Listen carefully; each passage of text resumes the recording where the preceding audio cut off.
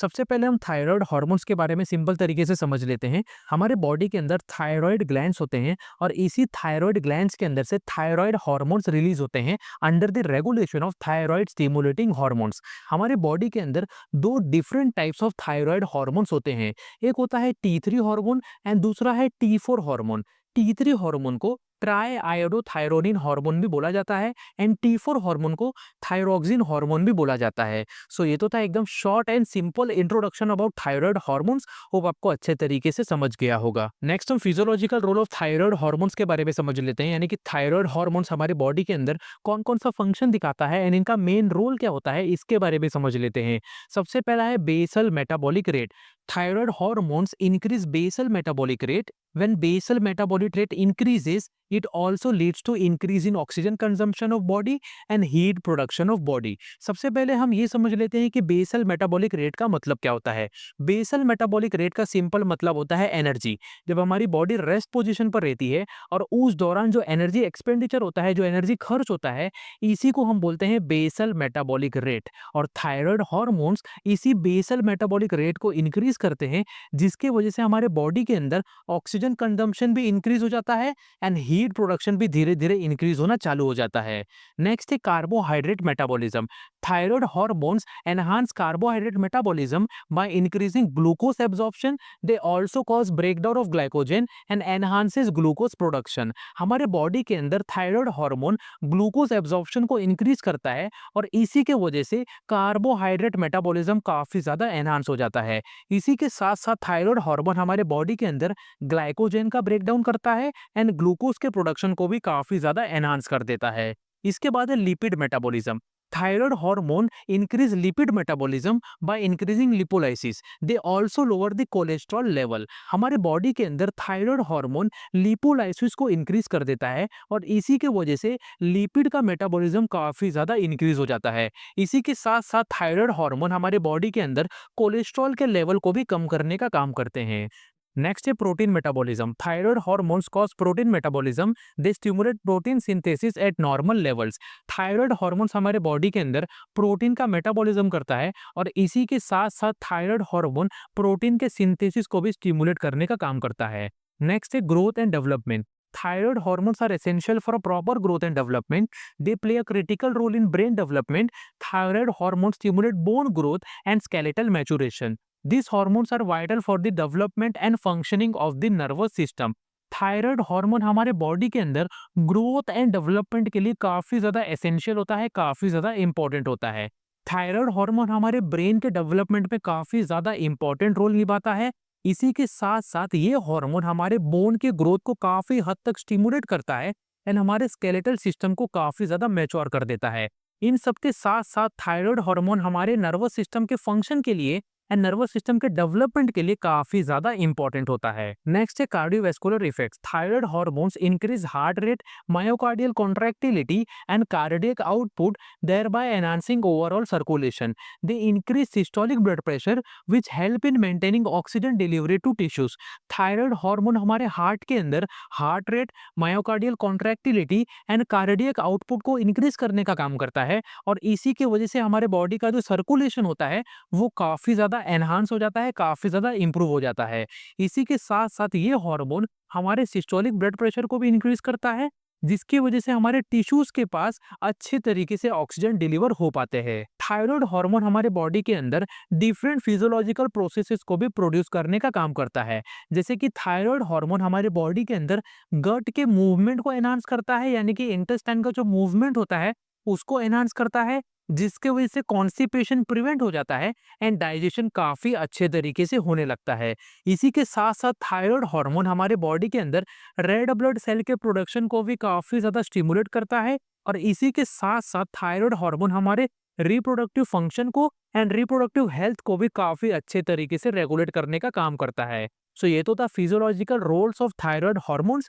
Hope आपको अच्छे तरीके से समझ गया होगा। नेक्स्ट हम pathological role of thyroid hormones के बारे में समझ लेते हैं, यानी कि जब हमारे बॉडी के अंदर थायराइड हार्मोन इम्बैलेंस हो जाते हैं तो उस वजह से कौन कौन से डिजीज हो सकते हैं, इसके बारे में समझ लेते हैं। जब हमारे बॉडी के अंदर थायराइड हार्मोन काफी ज्यादा कम हो जाता है तो इस वजह से हाइपोथायरॉयडिज्म डिजीज़ हो जाता है। लेकिन जब हमारे बॉडी के अंदर थायरॉइड हार्मोन इंक्रीज़ हो जाता है, तो इस कंडीशन में हमारे बॉडी के अंदर हाइपरथायरॉयडिज्म डिजीज़ हो जाता है। सबसे पहले हम हाइपोथायरॉयडिज्म के बारे में समझ लेते हैं। Hypothyroidism occurs due to thyroid hormone deficiency. It can be classified into two main parts: primary hypothyroidism and secondary hypothyroidism. Primary hypothyroidism caused due to autoimmune destruction and iodine deficiency. Secondary hypothyroidism caused due to pituitary और hypothalamic dysfunction. जैसे कि अभी हमने देखा था कि जब किसी पेशेंट के बॉडी के अंदर थायराइड हार्मोन कम हो जाता है, तो इसी कमी की वजह से पेशेंट को हाइपोथायरॉयडिज्म डिजीज होने लगता है। अब ये जो हाइपोथायरॉयडिज्म डिजीज है, अगेन दो मेन पार्ट में क्लासिफाई होते हैं। पहला है प्राइमरी हाइपोथायरॉयडिज्म एंड दूसरा है सेकेंडरी हाइपोथायरॉयडिज्म। अगर हम बात करें प्राइमरी हाइपोथायरॉयडिज्म की, तो जब किसी पेशेंट के बॉडी के अंदर ऑटो इम्यून डिस्ट्रक्शन होने लगता है या फिर आयोडीन की डेफिशिएंसी हो जाती है, तो इसी वजह से पेशेंट को प्राइमरी हाइपोथायरॉयडिज्म हो जाता है। लेकिन अगर हम बात करें सेकेंडरी हाइपोथायरॉयडिज्म की, तो जब किसी पेशेंट के बॉडी के अंदर पिट्यूटरी ग्लैंड या फिर हाइपोथैलेमिक ग्लैंड के अंदर कुछ खराबी आ जाता है, तो इसी खराबी की वजह से पेशेंट को सेकेंडरी हाइपोथायरॉयडिज्म हो जाता है। जब किसी पेशेंट को हाइपोथायरॉयडिज्म हो जाता है, तो ऐसे पेशेंट फटीग महसूस करने लगते हैं, ऐसे पेशेंट का वेट इंक्रीज होने लगता है, ब्रेडिकार्डिया कंडीशन प्रोड्यूस होने लगता है बॉडी में, पेशेंट का जो स्किन है वो काफ़ी ज़्यादा ड्राई हो जाता है एंड ऐसे पेशेंट को कॉन्स्टिपेशन काफ़ी फ्रीक्वेंट होने लगता है और ऐसे पेशेंट डिप्रेशन में पहुंच जाते हैं। और इसी के साथ साथ पेशेंट का जो स्पीच होता है, यानी कि जो बोलने का तरीका होता है, वो काफ़ी ज़्यादा स्लो हो जाता है और इनका मेमोरी भी काफ़ी ज़्यादा कमज़ोर हो जाता है। अगर किसी छोटे बच्चों को हाइपोथायरॉयडिज्म हो गया, तो ऐसे बच्चों का जो ग्रोथ है वो काफ़ी ज़्यादा स्लो हो जाता है और इनका मेंटल हेल्थ यानी कि इनका ब्रेन काफ़ी ज़्यादा बेकार होने लगता है। इसी के साथ साथ ऐसे बच्चे कुछ इस तरीके से दिखने लगते हैं। नेक्स्ट हम हाइपरथायरॉयडिज्म के बारे में समझ लेते हैं। Hyperthyroidism results from excess thyroid hormones. Symptom includes weight loss, excessive sweating, tachycardia, palpitation, tremors and nervousness, anxiety and insomnia. In severe cases, hyperthyroidism can lead to atrial fibrillation. जैसे कि अभी हमने देखा था, अगर किसी पेशेंट के बॉडी के अंदर थायराइड हार्मोन का लेवल काफ़ी ज़्यादा इंक्रीज हो जाता है, तो इसी बढ़े हुए थायराइड हार्मोन की वजह से पेशेंट को हाइपरथायरॉयडिज्म डिजीज हो जाता है। अगर किसी पेशेंट को हाइपरथायरॉयडिज्म डिजीज हो चुका है, तो ऐसे पेशेंट का वेट काफ़ी ज़्यादा लॉस होने लगता है, ऐसे पेशेंट के बॉडी के अंदर एक्सेसिव स्वेटिंग होने लगता है, पेशेंट के बॉडी के अंदर टैकीकार्डिया, पाल्पिटेशन एंड ट्रेमर्स भी होने लगता है। इसी के साथ साथ ऐसे पेशेंट के बॉडी के अंदर नर्वसनेस एंड एंजाइटी हो जाता है और कुछ पेशेंट ऐसे होते हैं जिनको इंसोम्निया डिजीज भी हो जाता है। अगर किसी पेशेंट के बॉडी के अंदर हाइपरथायरॉयडिज्म डिजीज काफ़ी ज़्यादा हो चुका है, तो ऐसे पेशेंट को आर्टेरियल फाइब्रिलेशन डिजीज भी हो जाता है। सो ये तो था pathological role of thyroid hormones. Hope आपको अच्छे तरीके से समझ गया होगा। नेक्स्ट हम clinical uses of thyroid hormones के बारे में समझ लेते हैं, यानी कि थायराइड हार्मोन्स का यूजेस क्या-क्या है एंड कौन-कौन से डिजीज एंड कंडीशन को ठीक करने के लिए इनका इस्तेमाल किया जाता है, इसके बारे में समझ लेते हैं। Levothyroxine is used in the treatment of hypothyroidism. Hypothyroidism disease को ठीक करने के लिए लीवोथायरॉक्सिन का इस्तेमाल किया जाता है। Levothyroxine is also used in the treatment of congenital hypothyroidism. Congenital hypothyroidism disease को ठीक करने के लिए लीवोथायरॉक्सिन का इस्तेमाल किया जाता है। Levothyroxine is also used in the treatment of myxoedema. Myxoedema disease को ठीक करने के लिए भी लीवोथायरॉक्सिन का इस्तेमाल किया जाता है।